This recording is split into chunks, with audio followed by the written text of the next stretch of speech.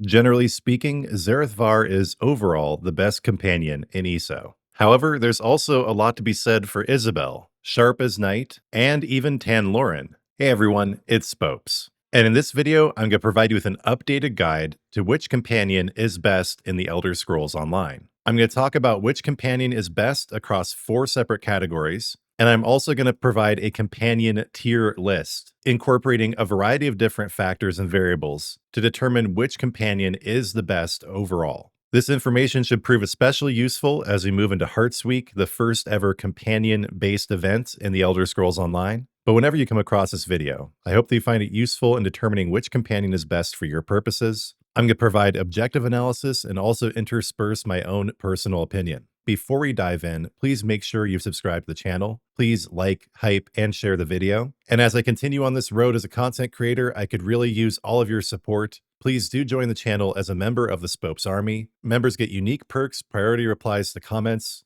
Also, do check out the products I have linked underneath the video and on my channel page. For more products and to leave donations, head over to my Fourth Wall site. All right, let's dive into my analysis of which companion is the best in the Elder Scrolls Online. To start off, I want to define the scope of this video and tell you where to get other information if you need it. This video is meant to just compare and contrast the different companions, which one's best overall, which one's best for healing, damage, and tanking. In other videos, I provided information on how to unlock each companion's passive ability permanently on all characters, how to level them, which rapport mistakes to avoid, how to get rapport. I even just came out with a video on which companion gear is the best. I even have a video on how to unlock all the different companions. So for anything that I've covered in other videos, I'm not going to cover that here. This guide is meant as a follow-up to last year's guide to which companion is best, which didn't dive as deeply into their utility for different roles, and mainly focused on which ones I liked and disliked and why. But for this video, I've taken a look at community feedback, the overall sentiment of the community, and combined it with my own knowledge to help you understand which companion is going to be best for your particular uses. So let's start out with which companion is best for dealing damage.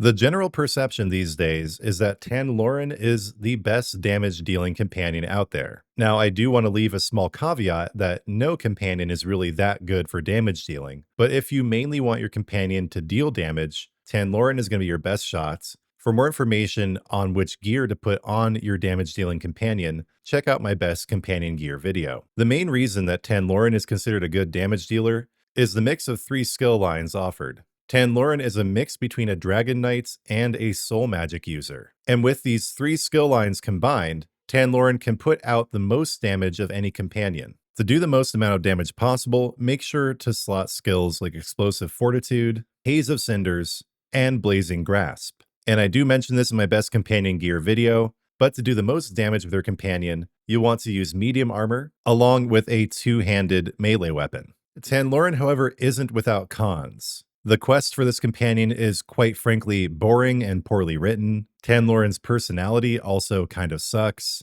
I don't really like hanging out with her. But then again, the account-wide passive you unlock with Tanlorin's achievements, the Garland Ring Humming Pick, does give every character a boost to lock-picking prowess, so it's quite useful to get through this companion's complete storyline. So again, Tanlorin is generally considered to be the best DPS companion. There are quite a few builds for Tanlorin out there for maximum DPS, and I may get into builds for DPS, healing, and taking companions here in the future. But just for now, what you need to know is due to the unique combination of Dragon Knight and Soul Magic skill lines, Tanlorin does the most damage out of any companion, even though no companion really does that much damage.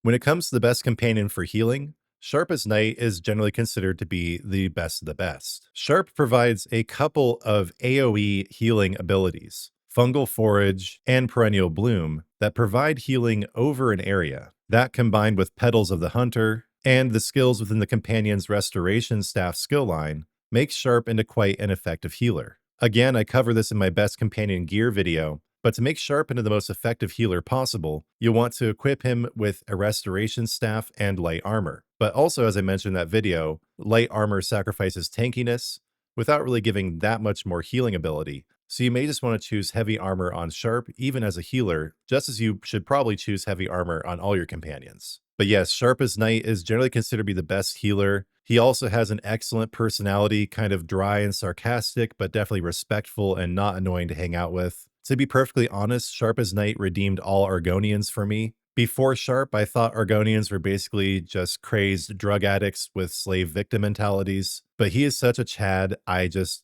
had to change my opinion on the whole race. So thank you, Sharp as Knight, for showing me how to love Argonians, for being a great companion overall. I don't really do any fishing though, so his keepsake is pretty much useless for me. Sharp's handmade fishing lure does give you a boost to fishing, but yeah, it's pretty much wasted on me. Isobel is far and beyond considered to be the best tanking companion in the Elder Scrolls Online. With skills like Solar Ward, Blessed Sacrament, and Holy Ground, all you really need to do is put a one hand and a shield on this companion and you are good to go with a tank. However, for me personally, the only female companion in my life is my wife, so I don't actually roll with Isobel. And I do find her goody two-shoes personality to be kind of annoying. If you can get past that though, she is the best companion for tanking, and tanking is the best thing you can do with your companion. Her keepsake is also pretty useful. It gives you a chance of getting extra loot from world bosses. And again, for more information on rapport, do's and don'ts for all 8 companions, check out some of the other videos in my ESO Companions playlist.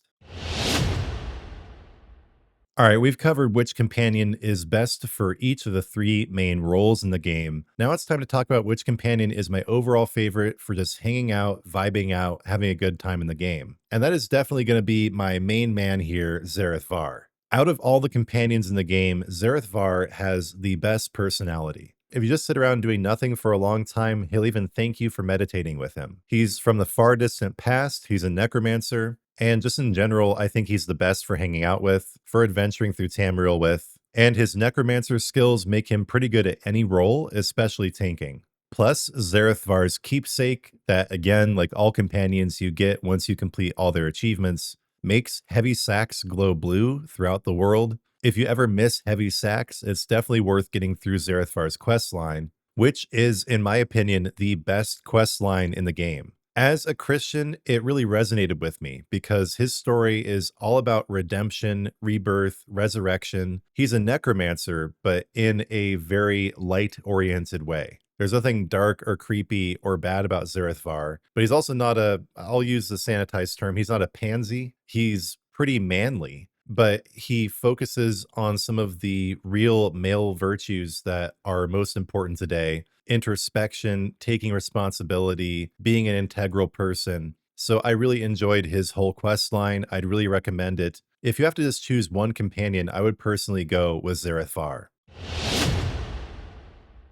All right, everybody, thanks for sticking with me so far. The final stage of this process is going to be ranking all 8 of the companions in order. I did take my personal preferences into account somewhat when making this list. This is mainly based on how good each of the companions is overall, meaning how effective their skill lines are for different roles, how annoying or pleasant it is to be around them, how easy it is to level their rapport. So as the final section of the video, let's jump into my ESO Companion tier list.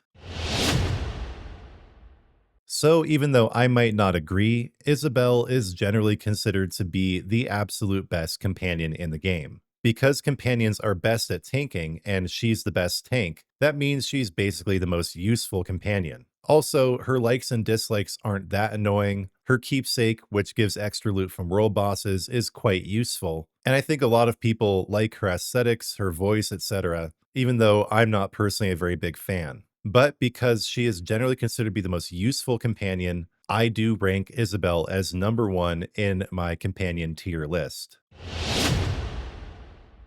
Number 2 is going to be Sharp as Knight.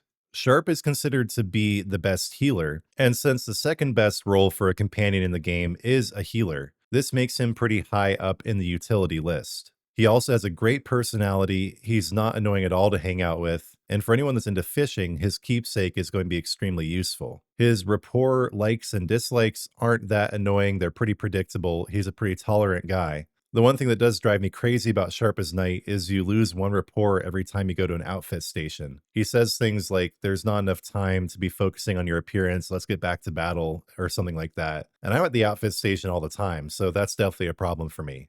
But yeah, Sharp is a great healer with a great personality, which is why he nabbed the number 2 spot on my tier list. Number 3, even though personally Tanlorin is probably my least liked companion in the game, is Tanlorin because of the DPS potential. This is the first companion that has multiple class skill lines from different classes, or I guess Soul Magic isn't really a class, but there are 2 Dragon Knight skill lines and 1 Soul Magic skill line. And that allows Tanlorin to do the most DPS. But again, a caveat, no companion does good DPS, which kind of makes Tanlorin useless. Also, no companion has a worse personality in the game. Super annoying from start to finish, and the writing for the quest line is just terrible. So, due to utility alone, Tanlorin gets the number 3 slot. But honestly, I'm thinking that should be pushed down a little bit. It's too late now. Moving on. As you know, I absolutely love Zerith-var, but I wanted to be fair here and not just put him at number 1 because he's my buddy. Zerith-var is very useful, but he's not particularly useful at any one role. He is a good tank, but Isobel is objectively a better tank. Why I think Zerith-var is so great is because his personality, his questline, the more writing-related aspects of this companion are absolutely top tier. Plus, the aesthetics are great. Having a male Khajiit necromancer from the first era, or second era, which era are we in right now? I always forget. But anyway, from an earlier era in the Elder Scrolls is really cool. He's like a time traveler or a time capsule, and his passive, his keepsake, is so useful. The only problem with getting that keepsake is you have to do a round of Tales of Tribute, which was incredibly painful for me, but I did get through it. So yeah, number 4, Zerith-var. He's a great companion. I want to put him at number 1, but I don't want to indulge in nepotism. Next is Azandar, the Arcanist Redguard. Azandar's personality is horrible. He is an annoying nerd from start to finish. He's condescending and rude and arrogant and pompous. However, his Arcanist abilities are very useful. He's a pretty good healer. He's almost as good as Sharp as Night, but you have to deal with him talking about annoying things all the time. His quest line kind of goes through a redemption arc, but he stays the same annoying nerd at the end of it as he was the whole time. What is really cool about his passive, his keepsake, is that when you're looting containers, you have a chance to get a research portfolio with additional loot. But yeah, the main thing about Azandar that is terrible is his personality. He's so annoying to hang out with. If you can get past that, it can be really useful to have a treasure hunting Arcanist sidekick by your side. Ember used to be my favorite companion, but she's been replaced by Zerith-var. She has a quirky, low-key personality. She laughs and thinks it's wonderful when you murder and steal from people. She's a sorcerer, which goes well with other sorcerer tunes. But there's no real utility to her. She's not a particularly good healer, DPS, or tank. Her passive is great though. You get a chance for extra loot when you pickpocket people. But yeah, just because Ember is not particularly useful in any particular way, I had to put her lower on the list at the number 6 slot.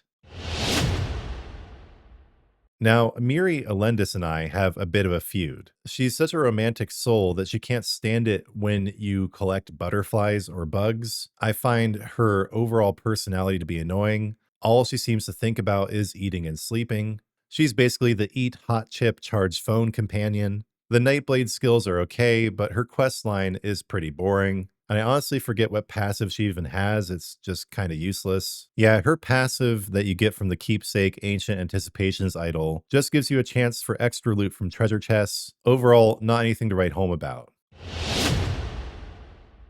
But we haven't yet gotten to the worst of the worst companion. Bastian Hallix at number 8 is just absolutely terrible. He has an annoying personality. He's even more of a goody two-shoes than Isobel. And for whatever reason, he hates it when you cook with cheese. So don't have him out whenever you're cooking. You might accidentally slip some cheese into something and you will lose rapport with Bastian. Overall, he's just kind of a dullard, and his main thing is giving you useless potions when you kill monsters. Occasionally, you'll get some potions from Bastian that aren't anywhere near as good as normal potions that you would normally want to use. He was one of the first companions, so I'm cutting Zoss some slack, but yeah, there's just no point in running with Bastian. He's annoying and useless, and I don't like him.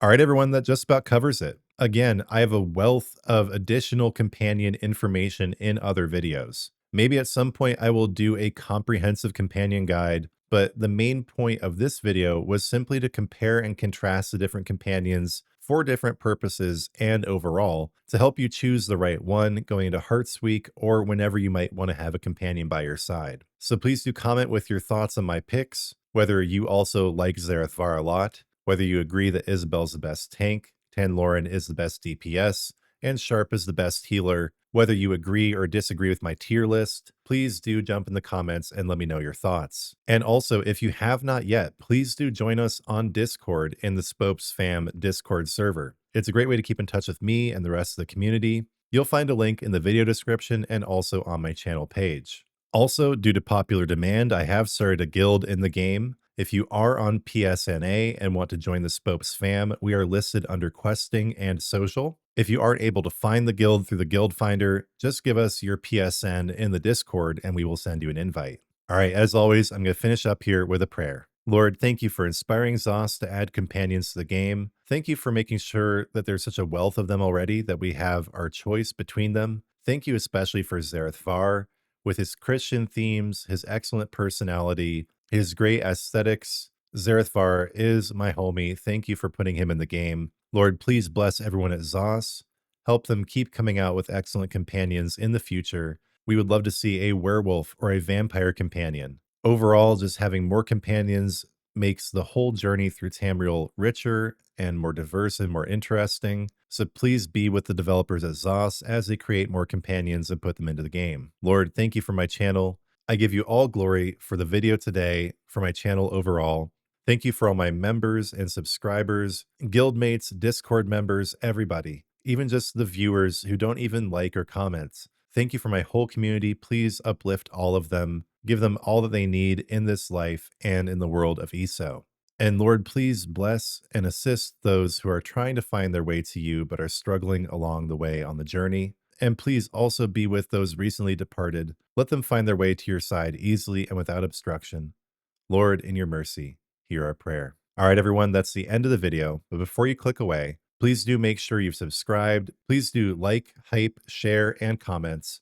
And again, I could really use your support. Please do join the Spopes Army as a member. Please drop me a super thanks in the comments, or you can also go to my Fourth Wall site to leave me a donation there. That I get a much larger percentage out of than I do out of the YouTube donations. And please do check out my merch. I'm going to add more options soon, but there are already a plethora of items with the Spopes logo on them that allow you to represent the brand, and they help support me and my channel. I am just so grateful for you watching today. I really hope the guide was useful. If so, please don't forget to subscribe. And when you do subscribe, turn on notifications because I'll be back soon with new content.